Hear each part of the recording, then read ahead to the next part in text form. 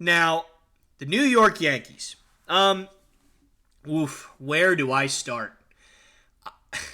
The New York Yankees are arguably the most troubled franchise in baseball right now, and that is really weird for me to say. I almost don't even think it's true. That's how weird it is. But, I mean, you've got a team that has the highest or second highest payroll in the league every year. You got a team that has wild expectations every year. And several times, you've had teams that have won over 100 games, and yet, nothing to show for it. And you talk about running into a buzzsaw every year. The New York Yankees quite literally do not know how to beat the Houston Astros. I don't know why, but they just refuse to beat the Astros. They just do. They just can't do it, no matter how hard they try. And in a way, I do feel bad for some of the players on the Yankees. Again, I'm a Red Sox fan, so, it is nice to see the Yankees squirm a little bit. But, every year, the Yankees have crazy expectations. They have all this money. They have all this power and a good farm system with good prospects. And yet, none of the prospects have seemed to turn out where the Yankees have wanted it. None of the trades have seemed to work out. Most of the free agent signings haven't worked out. Now, on the precipice of free agency, you are in danger of losing your best player.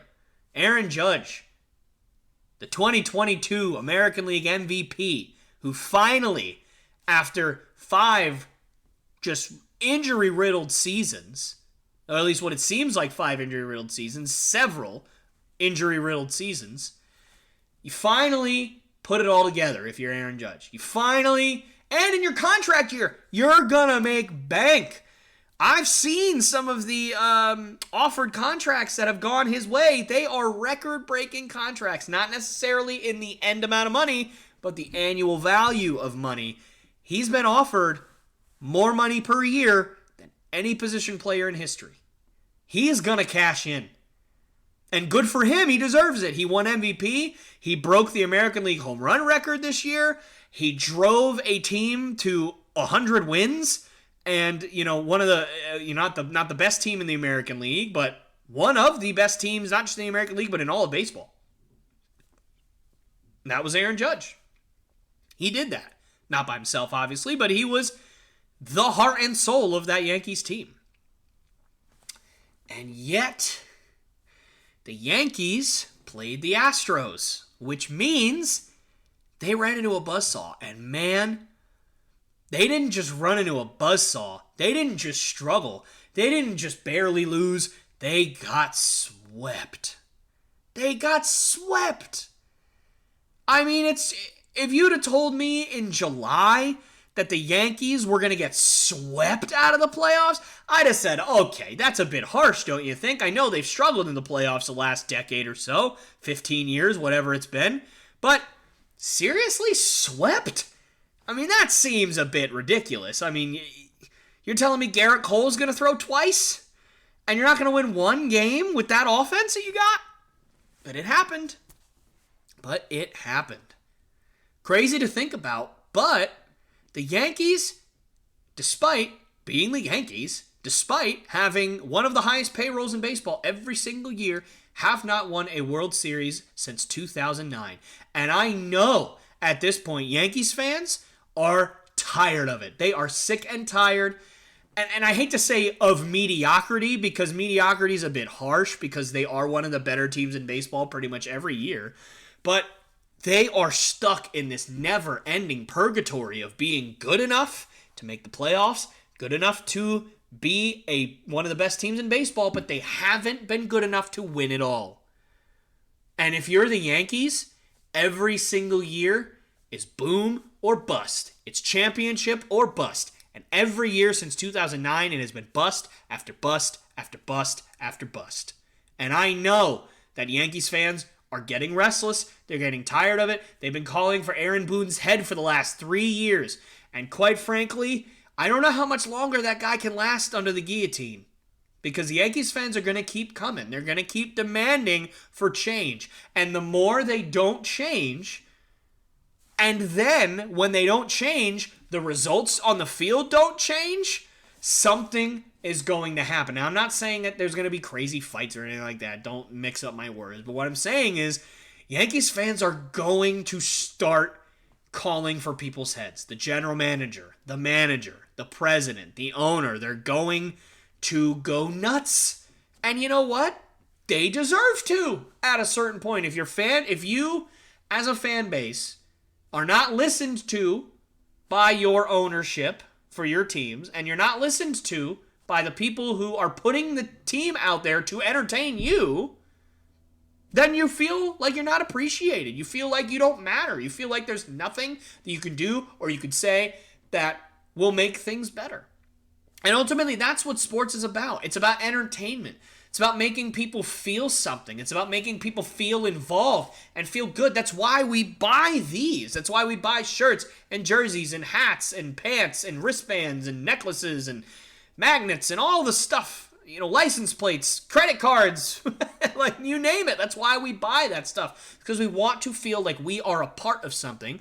And if there's no change, if there's no difference every year between what you put out on the field or what goes on behind the scenes or both, and yet the results are still the same, every single person that watches is going to say you're insane. You're doing the same thing over and over again and expecting things to be different. And unfortunately, even though that's not technically the definition of insanity, that's what the mainstream definition of insanity is. The definition of insanity is doing the same thing over and over again and expecting a different result, right? We've all heard that a million times. But unfortunately, it's kind of true. If the Yankees don't change something, they are going to continue to struggle. You cannot keep banging your head against a wall over and over again and expecting the wall to eventually stop hitting you. It's not. The wall is not going to move. It's a wall. It's there to not be moved. So you better get a wrecking ball in there and break down that wall, and you better do something quick. Or else the Yankees are just going to be, and continue to be, one of the biggest disappointments in all of baseball. And even as a Red Sox fan, that breaks my heart, because I can guarantee you, every single team with the exception of maybe one or two, maybe three or four, whatever, would kill to have the Yankees payroll. Would kill to have that kind of money. Do you think the Kansas City Royals would love to wake up and have $300 million in cap space or whatever to spend on players? Oh, they'd have a field day. By the way, think about this. The Kansas City Royals, who are a city, not a city. That's not what I meant. Let me retract that. The Kansas City Royals, who are a franchise that has been a pillar of, quite frankly, mediocrity over the last 15 years, have more World Series and more World Series appearances than the New York Yankees since 2009. They have won more World Series than the Yankees. And the Royals have $18 to spend every year. Poor Carlos Santana couldn't get $10 million from the Royals. Eric Hosmer couldn't get $20 million from the Royals. Out of all the free agents after their World Series win, they had to choose one to keep. One. And it was Alex Gordon. It's not like he was asking for $100 million or $30 million a year. And yet they have no money. The Oakland Athletics, they've been rumored to be leaving Oakland for years because they don't have any money. They made a whole movie about how the Oakland Athletics don't have any money. You don't think that they would kill to have the New York Yankees payroll? Of course they would. The Oakland Athletics would kill to have the New York Yankees payroll. They would. So would the Pittsburgh Pirates. So would the Tampa Bay Rays. The Tampa Bay Rays would never, ever not win the World Series if they had the Yankees payroll. I can promise you that. Because with the way that they develop talent down there in Tampa Bay, if you gave them the ability to sign Aaron Judge this offseason, and Max Scherzer last offseason, and Garrett Cole a few offseasons ago, forget it. that Tampa Bay team would be unstoppable. No questions asked. They'd trade for Wilson Contreras. They'd get an actual first baseman that's not G-Man Choi. No offense to G-Man Choi. By the way, why do all the Tampa Bay first basemen keep going to Pittsburgh? Anyway, the Tampa Bay Rays would dominate every year. They're dominating every year anyway, which is crazy enough. Anyways, all that being said, if the Yankees don't change, the world's not going to change for them. Baseball's not going to change for them. You can keep trying and keep, you can keep getting these little pieces, your Anthony Rizzos, your Jameson Tyones. You can keep hoping that Luis Severino's arm stops falling off. You can keep overpaying like crazy for these older relievers.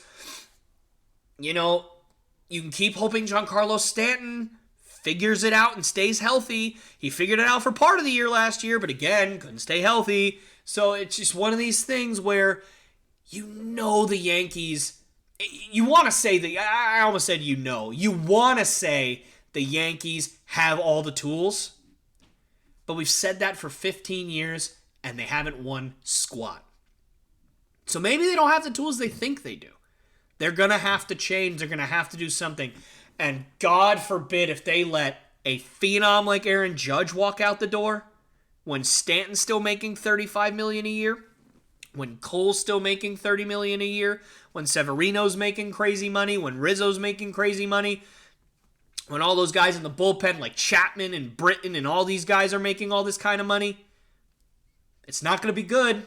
I can promise you that. It is not going to be good in New York. Hey guys, me again. Thank you so much for watching one of my clips from the Lopes Goes Last podcast. These clips are so much fun to do. I absolutely love making them and I absolutely love doing them. And this podcast is my baby. So I really want this thing to grow and I really want it to succeed. So if you did like what you see, please subscribe. Also hit that bell notification so you never miss any one of my episodes or one of my clips like this one. And please do also like and share these videos with your friends and your family so that we can make this thing grow as fast as possible. And I wanted to thank you again so much. And I hope you guys enjoyed the video and have a great rest of your day.